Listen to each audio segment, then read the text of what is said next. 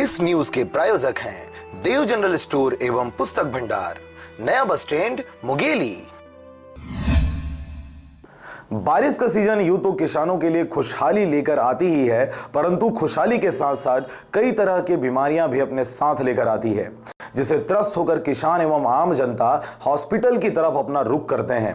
और यही वजह है कि लंबे अरसे से खाली पड़े जिला अस्पताल के कमरे व बिस्तरों में अचानक से मरीजों की संख्या में खासा वृद्धि देखा जा रहा है।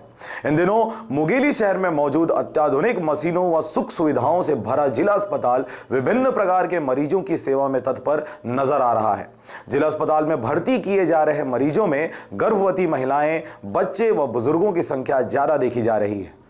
मरीज अभी 50 मरीज भर्ती हैं, जिसमें से कुछ लोगों का ऑपरेशन हुआ है और कुछ डिलीवरी के बाद कुछ मरीज हैं, जनरल मरीज हैं। अभी डेंगू से पीड़ित मरीज नहीं है।